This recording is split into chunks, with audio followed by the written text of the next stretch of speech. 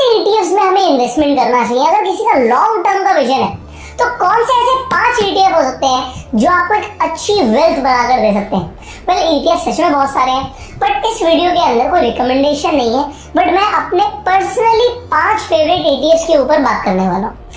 अगर मैं आज एक नया पोर्टफोलियो बनाता तो कौन से 5 ईटीएफ्स मेरे पोर्टफोलियो में होते, और ऑल्दो वो ऑलरेडी मेरे पोर्टफोलियो में है भी, तो मेरे पास 5 से ज्यादा ईटीएफ्स हैं ऑलरेडी, बट अगर सिर्फ 5 ही ईटीएफ चूज करने होते तो ये चॉइस बड़ी डिफिकल्ट है और हम बहुत सोच समझ के ये डिसीजन लेंगे कि कौन से ऐसे ईटीएफ्स हैं जो लॉन्ग टर्म में एक्चुअल में हमारे लिए वेल्थ बिल्डर की तरह काम कर सकते हैं।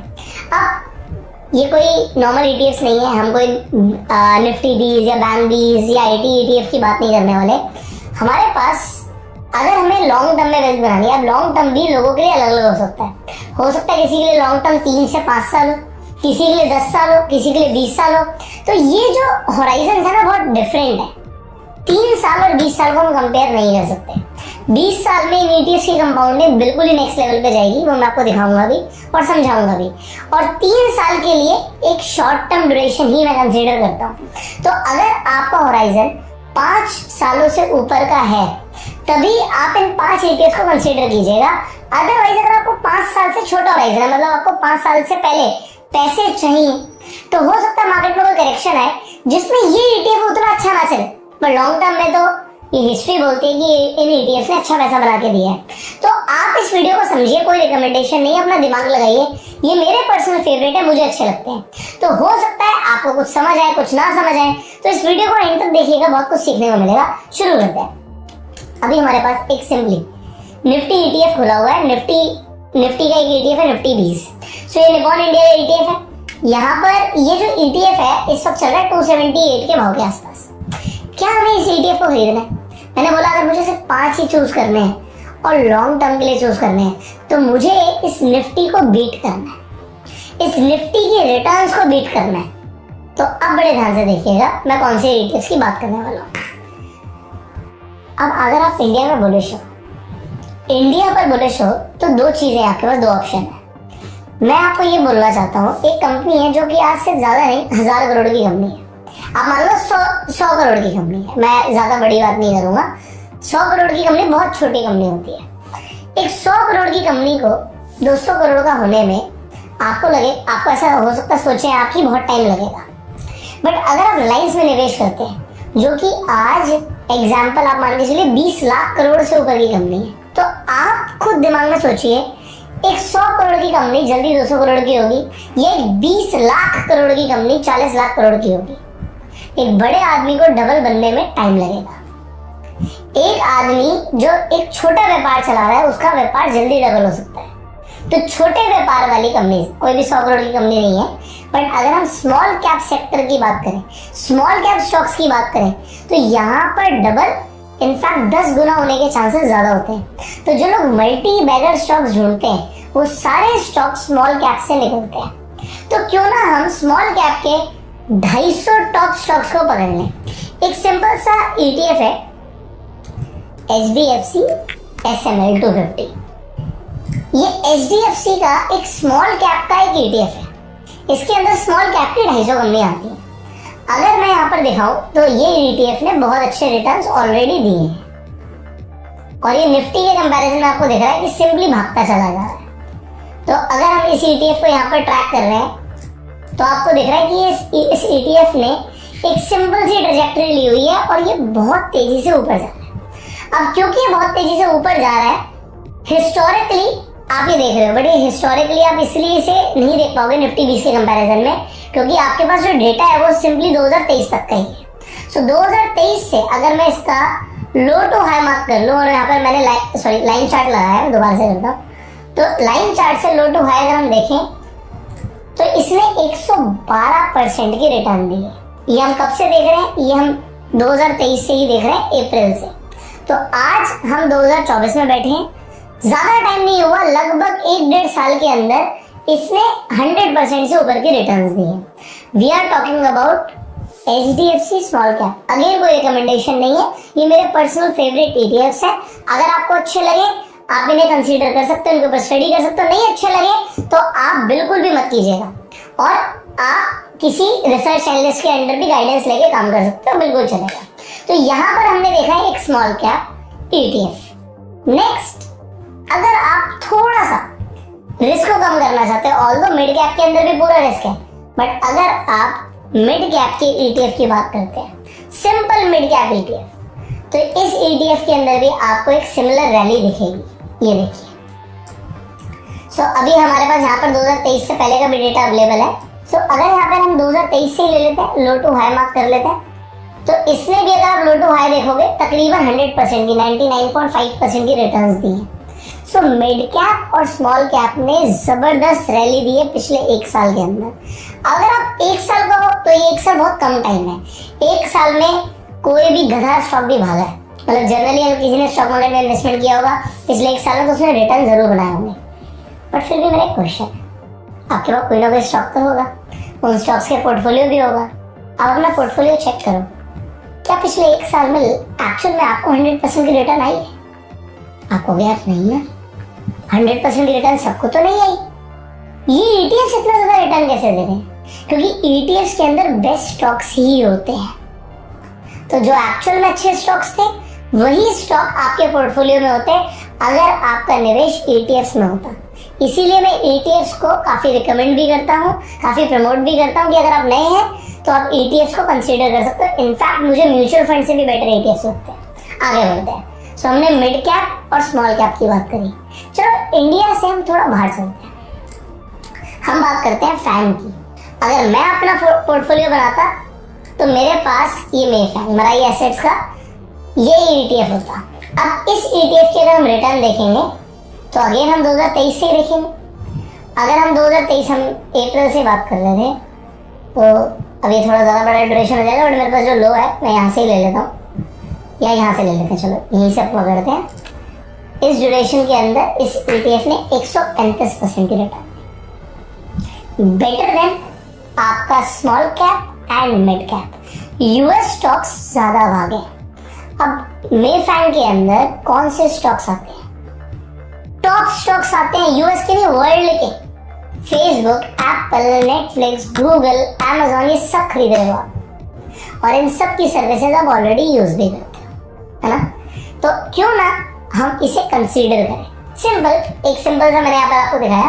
इस ETF को ये मेरे पोर्टफोलियो में होता, ऑलरेडी है, ऑलरेडी रिटर्न दे रहा है। ये जो अभी मैं आपको ETFs बता रहा हूँ, ऐसा नहीं कि मैं सिर्फ बोल रहा हूँ, ये मेरे खुद के पोर्टफोलियो में है। अब अगर मैं फैन की बात कर रहा हूँ, ये रहा फैन, और फैन के अंदर मेरी क्वांटिटी लगभग 21,517 क्वांटिटी ऑलरेडी है, ठीक है। अब ये जो एग्जाम्पल है, अब ये जो ETFs आप खरीद रहे हो, हमने आपको बताया था कि ETFs को प्लेज भी कर सकते हो। जैसे यहाँ पे कुछ क्वांटिटी मैंने प्लेज कर रखी है। प्लेज करने से मार्जिन मिल जाता है और इस मार्जिन के थ्रू आप ट्रेड भी कर सकते हो। अब हर ब्रोकर आपको ये अलाउ नहीं करता। तो अगर आपको जैसे आपको ETF में इन्वेस्ट करना है, स्टॉक मार्केट में ट्रेड करना है, प्लेज भी करना है, तो उसके लिए आपको डीमेट अकाउंट चाहिए होगा। फ्री डीमेट अकाउंट्स के लिंक आपको डिस्क्रिप्शन और पिन कमेंट में मिल जाएंगे। इनफैक्ट अगर आप चाहते हैं कि भाई प्लेज के पैसे आ गए, आपको ट्रेड करना है, तो हम एल्गोरूम को, जैसे हमने बताया था कि हमने आपके लिए एल्गोरूम से टाइप किया है, और एक गिव अवे भी है जिससे आपको एल्गोरूम सॉफ्टवेयर फ्री ऑफ कॉस्ट मिल सकता है। तो स्क्रीन पर नंबर आ रहा है, इस नंबर को आप सेव कर लीजिए। इस नंबर पे आपको सिंपली हाई भेजना, आपको स्टेप्स मिल जाएंगे कि कैसे आपको एल्गोरूम का सॉफ्टवेयर फ्री ऑफ कॉस्ट मिलेगा। तो आप उससे क्या कर सकते हो, ट्रेड भी कर सकते हो अगर आप चाहो तो। इन्वेस्टमेंट के लिए तो बेस्ट ही अगर हम ETF में इन्वेस्टमेंट कर रहे हैं। तो अब हम कंटिन्यू करते हैं, हम अपने नेक्स्ट ETF पे चलते हैं। अब मैंने आपको 3 ETF बता दिए। अब बड़ी चॉइस और ज्यादा कॉम्प्लिकेटेड हो जाती है जब हम बात करते हैं यार मैं लॉन्ग टर्म के लिए सोच रहा हूँ और मुझे सिर्फ 5 ETF लेने हैं, तो और कौन सा ETF होगा? देखो, अगर हम वर्ल्ड में सुपर पावर्स की बात करें तो US आ गया। US को हमने खरीद लिया, US की बेस्ट कंपनीज को हमने खरीद लिया। इंडिया इमर्जिंग पावर है, इंडिया में तो हम इन्वेस्ट ही कर रहे हैं स्मॉल कैप और मिड कैप में। अगर हम बात करें चाइना की, देखो चाइना अफ्रीका को कंट्रोल कर रहा है, अफ्रीका को लोन दे दिया उसने। आप इनफैक्ट देखो नेपाल तक को लोन दे दिया, पाकिस्तान को पूरा सामान रखा है चाइना ने, और चाइना मैन्युफैक्चरिंग में आज भी नंबर 1 है। हमें इसे समझ के चलना पड़ेगा। सो जो चाइना की कंपनीज हैं, चाइना अभी अंडर परफॉर्म कर रहा है, काफी टूटा हुआ है। तो मैं अभी हैंग सेंग की बात नहीं करूंगा, मुझे लगता है कि जो चाइना है उसका IT भी आगे जाके परफॉर्मेंस दे सकता है। ऑल्दो यहाँ पर कोई मैं सेंटिमेंटल वैल्यूज की बात नहीं करूंगा, हम pure investment point of view से चल रहे हैं। जो सस्ता है क्या उसे हम खरीद सकते हैं। एक ETF है MAHK टेक, ठीक है। ये क्या है, हैंगसेंग के अंदर जो IT कंपनीज है उसका एक ETF है। सो अगर आप देखोगे ये ETF ने उतना अच्छा परफॉर्म नहीं किया, फिर हम इसे क्यों खरीद रहे हैं? क्योंकि हम फ्यूचर के बारे में सोच रहे हैं कि ये फ्यूचर में बहुत अच्छे रिटर्न दे सकता है। अभी तकरीबन 13.82 रुपीज का है, तो ये 13 रुपये 80 पैसे के आसपास चल रहा है। अब अगर ये अपने हाई पर भी गया, जो इसने अभी हमारे पास जो डेटा अवेलेबल है उसके हिसाब से लगभग 19-20 रुपए के आसपास भी गया, तो अगर मैं यहाँ से 20 रुपए का हो भी पकड़ के चलता हूँ तो आप ये देखो कितने % की रिटर्न हो सकती है। ये लगभग 44% की रिटर्न हो सकती है। तो हमें ये भी देखना है कि आज जो चीजें बढ़ रही हैं हम सिर्फ उन्हें ना खरीदें, कुछ सस्ता भी है क्या हम उसे खरीद सकते हैं। देखो मेरा पॉइंट ऑफ व्यू है, मैं चाहता हूँ आप अगर खुद से इन्वेस्टमेंट करें तो सोच समझ के करें या फिर आप किसी रिसर्च एनालिस्ट की गाइडेंस में करें। बट अगर मैं पोर्टफोलियो बनाता हूं तो मुझे बहुत अच्छा लगता है ETF स्पेसिफिक बात करूं, हम किसी एक कंपनी पे पैसा नहीं लगा रहे, ठीक है। तो ये अगर आपने जहां तक इसका हाई था वहां तक भी जाएगा तो एक अच्छी रिटर्न दे सकता है। देगा नहीं देगा, वो कहते हैं ना स्टॉक मार्केट में investment subject to market risk है, तो वो आप बड़ा ध्यान से करिएगा। अगेन आगे बढ़ते हैं। एक और ETF, अब बहुत सारे ETFs हैं। मैं अगर यहाँ पर एक चॉइस छोड़ देता हूँ आप लोगों के लिए कि आपको क्या लगता है कि कौन सा सेक्टर इंडिया में बहुत अच्छा ग्रो करेगा, हम सेक्टर वाइज ETF भी चूज कर सकते हैं। एग्जांपल आपको लगता है ऑटो सेक्टर जाएगा तो आपके पास ऑटो 20 का ऑप्शन है। अगर आपको लगता है FMCG नहीं चला बहुत टाइम से तो आपके पास FMCG का भी ETF है। आपको नहीं लगता, आपको ऐसा लगता है IT परफॉर्म कर सकता है तो IT ETF भी आपके पास ऑप्शन है। एग्जाम्पल आपको लगता है EV बहुत अच्छा चल सकता है, तो अगर मैं EV इंडिया लिखता हूँ तो इसके अंदर अगेन एक ETF आ जाता है जो कि लगभग आज की रेट में 33.71 रुपीज का चल रहा है और एक न्यूली लॉन्च ETF है, नया लॉन्च हुआ है, तो हमारे पास बहुत पुराना डेटा नहीं है। बट ये ETF के अंदर वो कंपनीज हैं जो EV सेक्टर के अंदर काम कर रही हैं। इसमें कुछ IT कंपनीज भी हैं, कार की भी कंपनीज हैं। सो अगर आपको लगता है आने वाले टाइम में यार EV की डिमांड बहुत बढ़ेगी और EV बहुत बड़ा सेक्टर बन सकता है तो आप इस ETF को चाहो तो चूज कर सकते हो। तो मैं आपको बोलूंगा आपको जो सेक्टर अच्छा लगता है उसका एक आपके पास सेक्टर वाइज ETF होना चाहिए। तो अगर आपके पास कोई सेक्टर वाइज ETF होगा सो ऑलवेज गुड। अदरवाइज अगर मैं अपना एक पोर्टफोलियो बनाता तो मैं क्या करता, ये तो मैंने आपको बोल दिया सेक्टर वाइज होना चाहिए। मैं सिंपल ऐसे स्टॉक्स को पकड़ता जिनमें मोमेंटम है, तो वो मैं मोमेंटम 30 ETF को यहाँ पर ले लेता और जिन स्टॉक्स में मोमेंटम है वो हमेशा भागते हैं, आगे भी भागेंगे। तो अगर हम वही कंपेयर कर लें 2023 से हम देख रहे थे, तो अगर हम लो टू हाई देखें सो इस ड्यूरेशन में लगभग 100% से ऊपर की रिटर्न बनाई है। सो ये वो कंपनीज होंगी 30 जिसमें मोमेंटम है, तो मेरे पास एक मोमेंटम 30 होता जो कि है भी। अगर मैं अपने पोर्टफोलियो पे जाऊंगा तो मेरे पोर्टफोलियो में भी आपको मोमेंटम दिख जाएगा। ये मोमेंटम 30 72,000 क्वांटिटी मेरे पास ऑलरेडी है इसकी। सो ये वो ETFs हैं जो मेरे पोर्टफोलियो में होता है। अगर मैं नया पोर्टफोलियो बनाता ETF का तो शायद मैं 5 ETFs को कंसीडर करूं। अब दोस्तों एक डिस्क्लेमर है जो आपको समझना बहुत जरूरी है। पॉइंट नंबर 1, ये जितने भी ETFs हैं ये हाई रिस्क की कैटेगरी में आते हैं। हाई रिस्क मतलब कि इसके अंदर वॉलेटिलिटी ज्यादा हो सकती है, ये मार्केट के ऊपर डिपेंडेंट है। स्मॉल कैप के अंदर आप देखते हो कि अगर मार्केट बहुत तेजी से ऊपर जाती है तो स्मॉल कैप भागते हैं, बट अगर मार्केट गिरती है तो स्मॉल कैप गिरते भी हैं। तो हाई रिस्क है और मार्केट भी अपने ऑल टाइम हाई पर चल रहा है, तो यहाँ पर आपको थोड़ा संभल कर इन्वेस्टमेंट करना चाहिए। आप थोड़ा बहुत पैसा डालें कोई प्रॉब्लम नहीं है, बट अपना पूरा पैसा अभी मत लगाइए।